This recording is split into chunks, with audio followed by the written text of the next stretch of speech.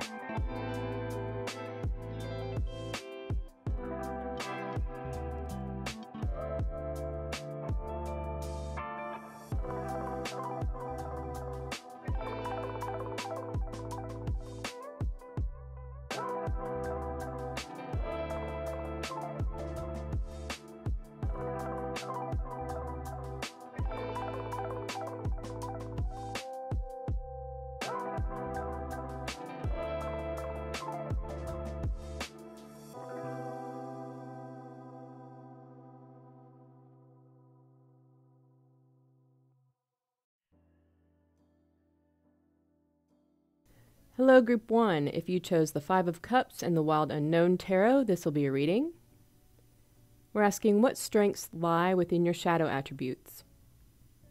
Let me get your cards laid out and we'll get into your reading. So, shadow attributes are qualities we tend to repress or deny because we perceive them as negative, undesirable, or socially unacceptable. But it's important to understand that these qualities are not inherently bad or evil. They're just part of being human. And these qualities are also on a sliding scale. You may cry at the end of Titanic. That doesn't make you an overly emotional person, okay?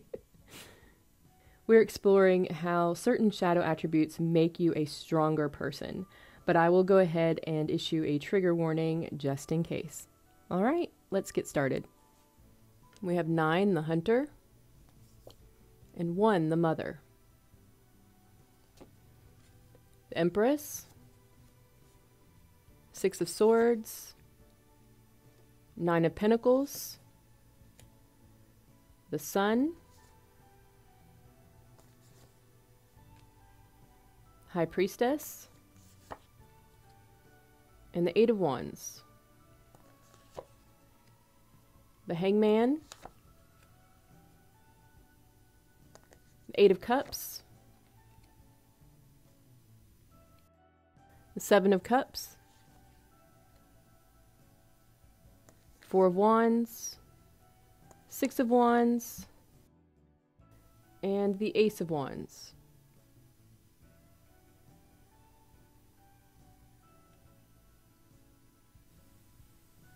Okay, so first shadow attribute we're going to explore.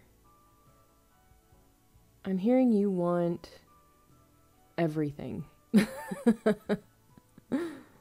You just might get it. There's a pinpointed focus on your own happiness.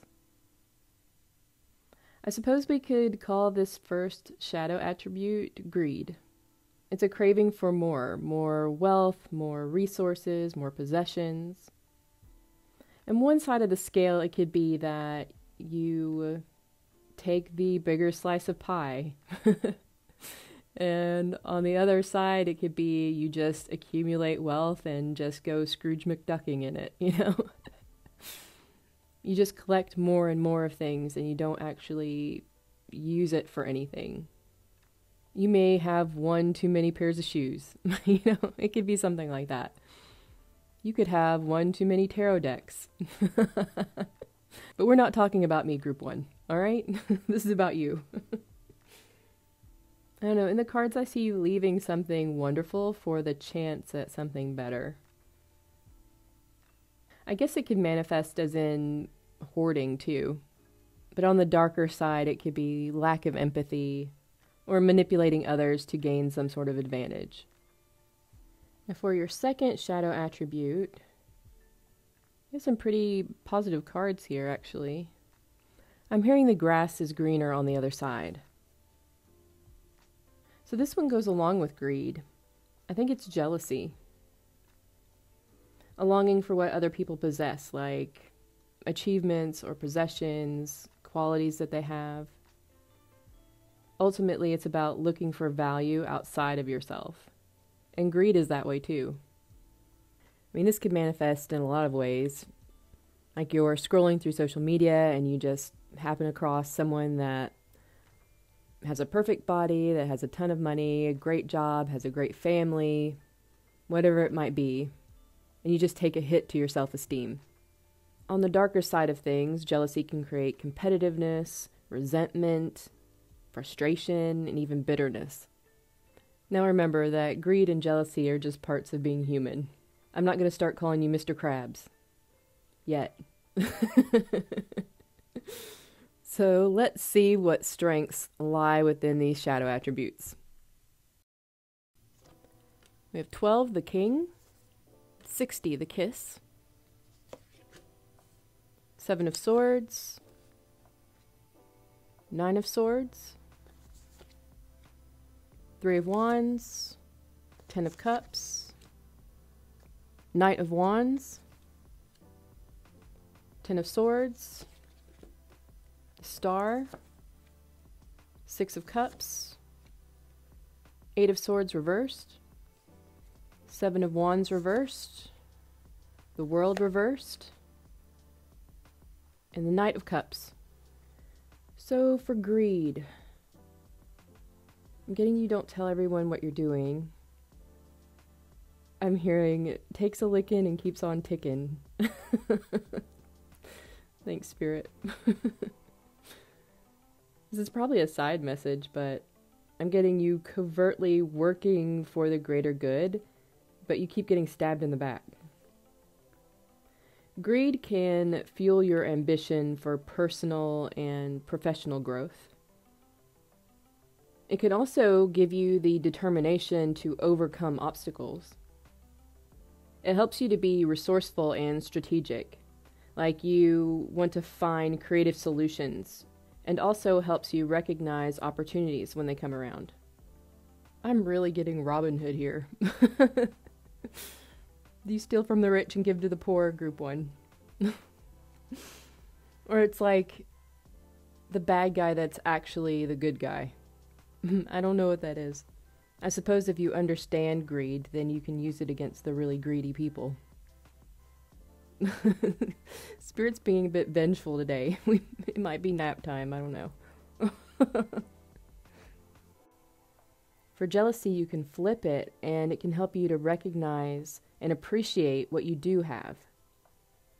I'm hearing holding on to hope no matter what is going on. Seeing that other people have accomplished the things that you want shows you that you are able to accomplish them as well. Paired with greed, it can help to motivate you to work on your own qualities and skills, to achieve what you admire in others. You know, jealousy especially can trigger a lot of negative feelings, and these can clarify qualities you can use for exploration, as far as self-development and self-awareness goes. You can use it to cultivate your authenticity, so you can communicate those needs and fears. So, what are some of the challenges you may face while working with your shadow attributes? Let's look into that. 58, the Nectar. Knight of Swords. Page of Cups. Ace of Pentacles. Ace of Cups. Seven of Pentacles. Five of Swords. Queen of Pentacles. And the Page of Wands. I think the biggest challenge I see here while working with greed and jealousy is the desire to just be at the finish line without taking the steps needed to get there, you know? It's like you want to be a triathlete. So you sign up for a triathlon scheduled in 3 weeks. Issue is you don't know how to swim or ride a bike, and you can't walk up a flight of stairs without having to rest, okay? There's the risk of having the I wants without wanting to put the work in to get it. There's also the risk of taking on the appearance of what you want to be, but really you just play one on TV. It's like the influencers that post pics of their big designer shopping trip showing all of their shopping bags, but all of the bags are actually empty. It's that external validation that's the real kicker here, because it's such a good feeling to be liked and wanted and respected by the people around you. But there's a flip side to that, in that when you are not liked or not respected or not appreciated in some way, your sense of self-worth is tied to that. You give your power away to external forces, and that's never a good place to be. Okay, so lastly, how can you balance your shadow attributes with your more dominant qualities to achieve greater harmony? Let's look into that. 17, the Lover. Death.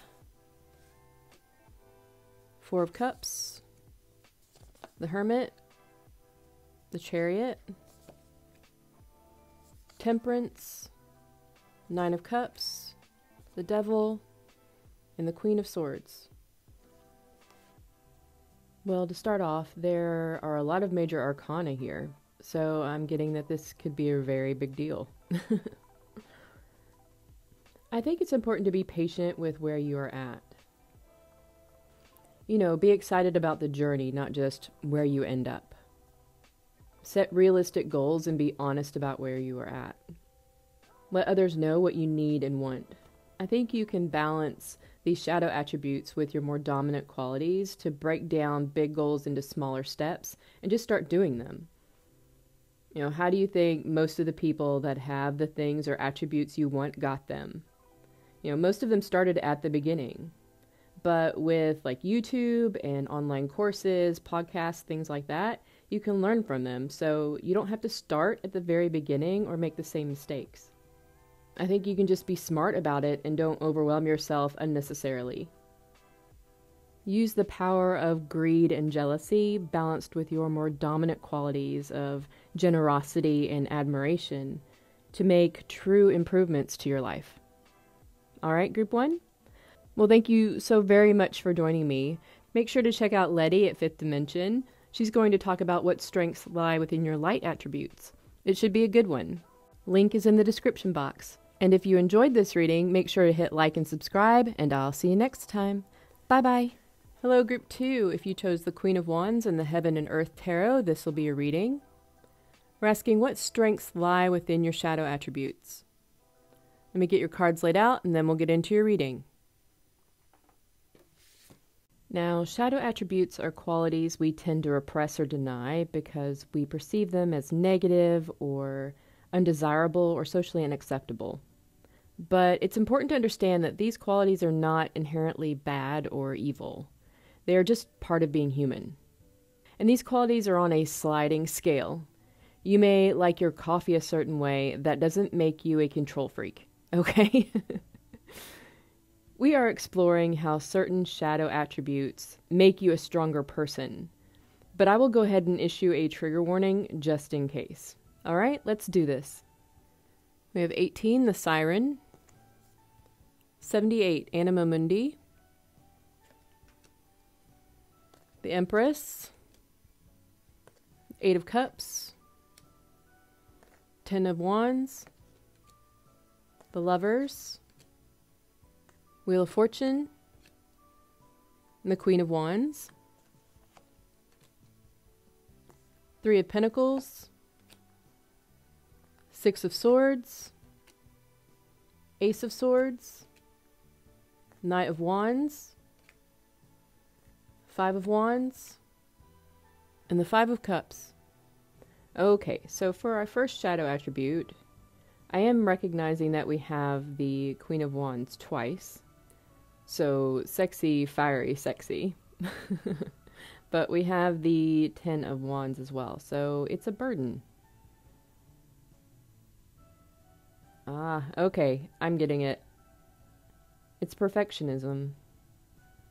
So perfectionism is trying to reach an unattainable standard of perfection.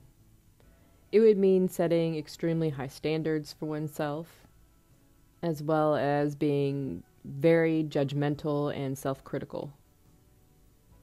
So on an obvious scale, you could be afraid of making mistakes because then that would mean that you are not a good person because you aren't perfect. It could also make somebody procrastinate or avoid things because of fear of not being perfect.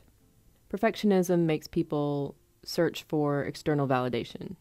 And it doesn't mean you have to be a perfect person either. It can manifest as wanting to be the perfect son or daughter or mom or dad, the perfect athlete, the perfect student, the perfect employee. It could manifest as you swallowing down your wants or your needs or your desires in order to make your boyfriend happy. Because in making him happy, it proves that you are a perfect girlfriend or perfect partner. But the moment he gets angry or upset, all of a sudden you're not so perfect anymore. And so you tie your self-esteem, your sense of self-worth, to that external validation. Perfectionism is a really tricky one because it can lead to so many more shadow attributes, like into jealousy, into being judgmental, into procrastination, manipulation. It could just manifest as a very harsh inner dialogue even. But it's infectious, like it just infects everything in your life. We will get into how you can use it, but your second shadow attribute, I'm hearing burning bridges, making mistakes and then not letting it go, or not admitting to wrongdoing. Okay, this goes along with perfectionism, actually. It's pride. It could be an excessive sense of self-importance, inflated self-image, focus on one's achievements or qualities, which could go along with perfectionism. It could cause somebody to look down upon or dismiss other people, set unrealistic expectations, just like perfectionism does. But it seems like it could also help to balance any critical self-judgment that perfectionism would cause. It could manifest as, just feeling like you're always right, or having a hard time apologizing for things. You could have a difficult time accepting constructive feedback, or maybe you gloat over your achievements a little bit. It could be very small things. Someone tells you you're hot, and you say, I know. All right, group 2. Calm down. So let's see what strengths lie within these shadow attributes, shall we? 34, the river. 71, Eros. Knight of Swords. 3 of Wands. Knight of Cups. 6 of Cups. Page of Wands. 9 of Swords. 10 of Pentacles. The Hermit. The Hierophant. Strength. The Sun. And the 8 of Wands. We talked about how perfectionism is pretty sneaky. But you can also use it to analyze things and figure things out before you take action on them, so you can pursue the best possible outcome. It can give someone the persistence and the resilience to keep on trying things. This could be used towards building skills and gaining knowledge to help you grow. The main problem with perfectionism is the external validation. So maybe it comes down to what your idea of perfect is in whatever scenario. Maybe perfect is doing the best you could at the time with the knowledge that you had, that you put in every effort and your best foot forward. And in that, it was perfect.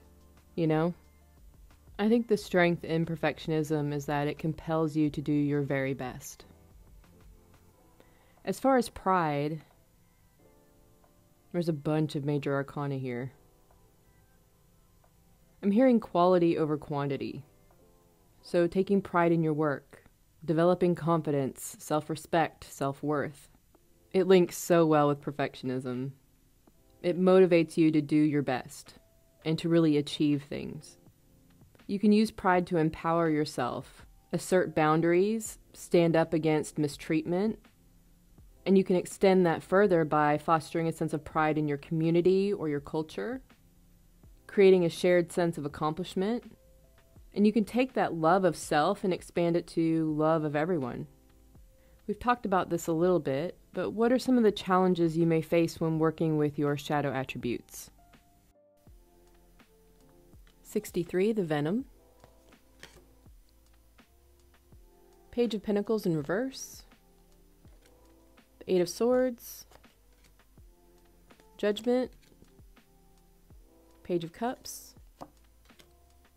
The Devil. Page of Swords. 3 of Cups in reverse. And the Moon. Well, just as before, and especially with the Venom card, I'm getting that your shadow attributes can be sneaky. They can slowly poison yourself and others. I'm getting the sense of giving up. Like not being allowed to have certain things in the real world. Like you're not meant to have it or something. I think it's that harsh inner voice I mentioned earlier. There's a danger of Like, for example, working on a piece of art and being really happy with it, but then seeing someone else's work and feeling yours isn't good enough. So you get stuck in a cycle of never being perfect enough and never making any progress. You know you have talent, but you haven't spent the time and you're not immediately as skilled as they are, and so you just give up. You could also become obsessed with your work, or what others think, or what they are doing. And I think the other challenge I see is not trusting yourself. Maybe confusing your ego with inner guidance. It's like, I am supposed to be this, or I am drawn to do this, but it's because of something you've been told externally, not something that actually fulfills you. Okay, so lastly, let's see how you can balance these shadow attributes with your more dominant qualities to achieve greater harmony. We have 10, the Warrior, Queen of Swords, Knight of Pentacles, 7 of Cups, the Hangman, the 4 of Pentacles in reverse, 2 of Pentacles, Queen of Pentacles, and the 7 of Wands. Well, group 2, your more dominant qualities are humility and empathy. And that's exactly what you need in order to balance out your shadow attributes, in order to use them. Because they allow you to appreciate yourself and others. That perfectionism gives you that push to do your best, while your compassion gives you the ability to accept imperfections and treat yourself and everyone else as perfect in their own way. Pride builds that self-esteem and confidence, while your consideration for others allows you to build respect for yourself and everyone around you, for the achievements of other people. It can be very empowering. So I think if you find yourself in a rut, these shadow attributes could be very helpful. Just make sure to hang on to that humility and empathy. Don't let all that sexiness go to your head, group 2. All right? Well, that's all I have for you. Thank you so much for joining me.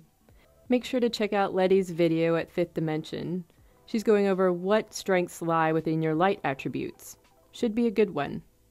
The link is in the description box.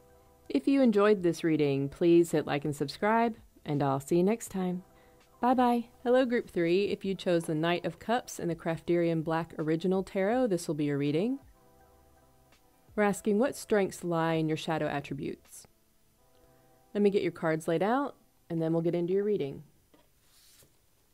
So Group 3, shadow attributes are qualities we tend to repress or deny because we perceive them as undesirable or socially unacceptable or negative. But it's important to understand that these qualities are not inherently bad. They're just part of being human.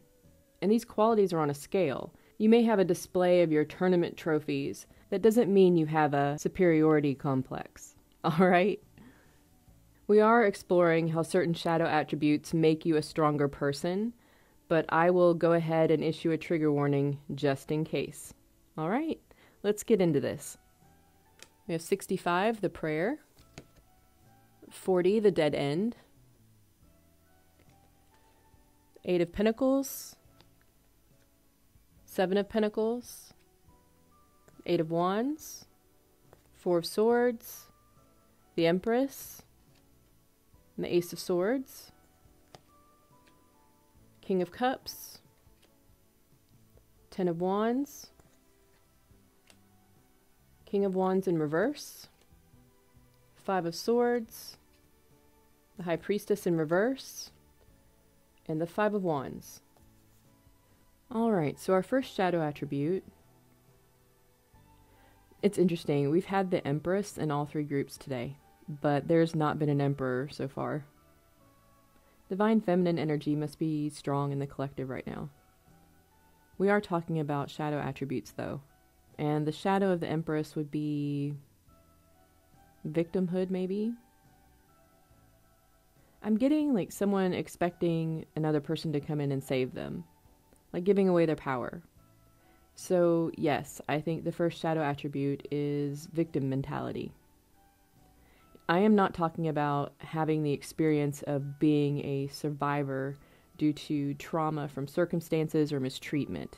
All right, that is something completely different and valid.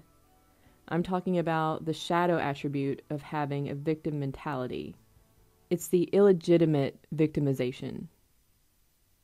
So not taking personal responsibility, feeling helpless, blaming others or external factors, limiting self-beliefs. Like this could manifest just in phrases you use. That's just the way things are, or I could never have that. Nobody likes me, everybody hates me. I guess I'll go eat worms. I think everyone has those days where they feel they just cannot win. So that will be the first shadow attribute. The second shadow attribute, I'm hearing she's not a brick house, she's a brick wall.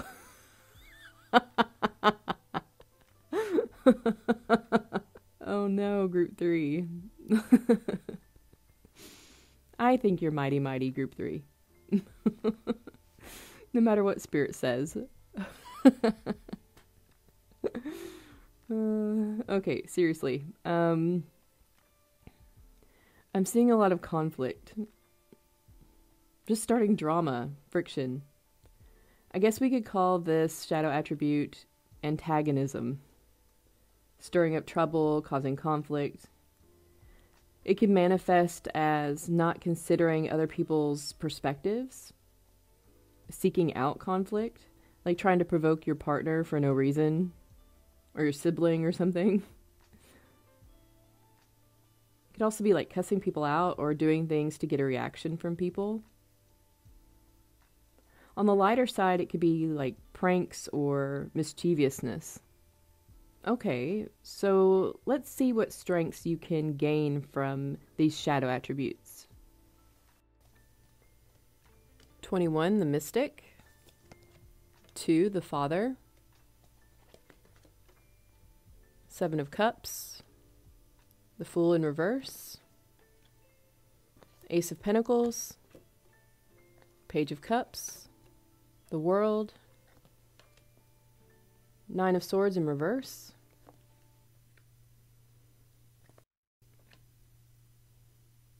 The 6 of cups in reverse. 2 of pentacles in reverse.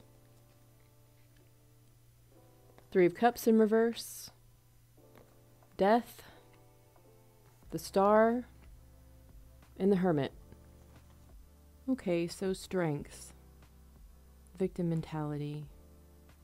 You know, the first oracle card for this shadow attribute was prayer, and now we have mystic. For some of you, there is something divinely guided or seriously transformative about you working with this shadow attribute in some way. I don't know what that could be, but for those of you that resonate with that, you'll know what I mean. I'm hearing faith, letting go of control, which is the opposite shadow attribute to this. The ability to let go of things and not hold on so tightly to everything and everyone is a huge strength. So within that shadow attribute, you can find the ability to control those things that you can and let go of those things that you cannot. There's also the heightened empathy and compassion for others. Being non-judgmental and really connecting with people on a very human level. As far as antagonism, you can use the strength of it in a healthy way for assertiveness, speaking up for yourself, protecting your personal boundaries. Combined with victim mentality, they kind of balance each other out. It also gives you the courage to have difficult conversations, to advocate for yourself and others, and helps to build independence. You know, making people uncomfortable isn't always a bad thing, especially when they are accepting something that is unethical or unjust. I'm kind of picking up a side message here. Death's just kind of riding right over those people. The 2 of Pentacles reversed.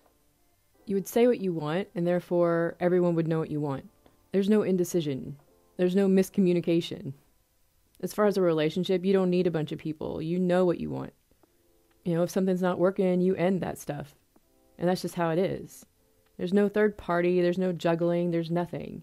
There's no past coming back. No, it's this. This is what you want. You know, and so shall it be. Yeah, there's no miscommunication. So I'm picking up kind of a relationship thing here, just as a side message a little bit. And you see the hermit looking at the star in his lantern, but the star is right there, right in front of him. Why would you look at it like on a screen when it's right there? Yeah, they know what they want. Maybe it's using that assertiveness to go after what's right in front of you. It's like experiencing things through the lens of a camera because it feels safer than actually experiencing it in reality. I don't know. That's going to make sense to someone. All right, let's get back on track. What are some of the challenges you may face when working with your shadow attributes? 25, the healer.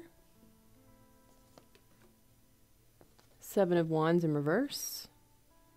Knight of Swords. The Hierophant. The 9 of Cups in reverse. Queen of Pentacles.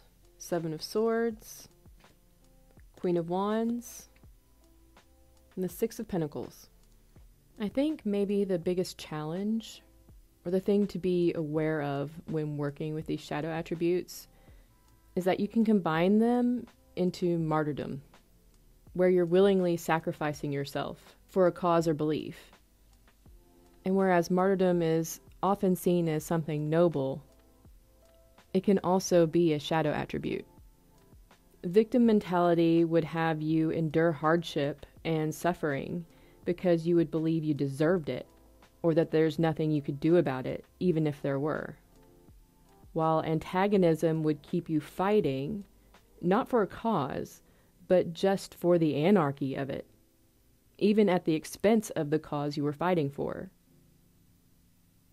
So in working with these shadow attributes, you would have to be aware of self-neglect, avoidance, manipulation, identifying with sacrifice, like attaching it to your sense of self-worth, and also the feeling that you would need to endure this on your own and pushing away support.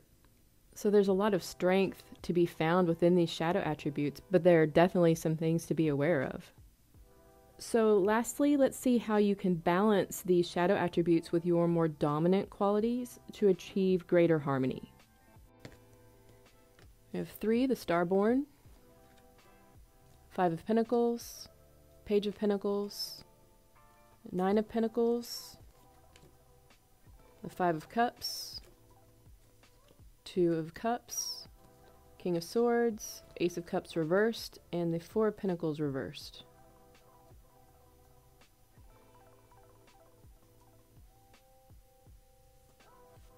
So with victim mentality, it's using that compassion and empathy to not only focus on everyone else's well-being, but your own personal well-being. That your personal well-being comes first. So it's balancing it out with your sense of value. And just by being born, you have value. And if you question that, just look at how much society spends on caring for and protecting babies. When's the last time a baby did anything for you? They have value simply for being born. That includes you. I imagine you were born at some point. It's also taking that ability to blindly trust and trusting in something greater, trusting in your purpose. It's taking all of that together and finding value in yourself, in others, and the entire world around you. As far as antagonism, it's also balancing that with your empathy and compassion, and pinpointing that focus, all of that energy, towards things that can enact change in your life and in other people's lives as well, in the world at large even. It's using that to advocate for yourself and others. It's taking control over it. It's knowing when to say something and when to hold back. You don't have to care about all of the things, just the things that matter to you. And you don't have to fight all the battles, just the ones that are important to you. Well, that's all I have for you. Thank you so much, Group 3. Make sure to check out Lettie's video over at 5th Dimension. She's going over what strengths lie within your light attributes. It should be a good one. Link is in the description box. If you enjoyed this reading, please hit like and subscribe, and I'll see you next time. Bye bye.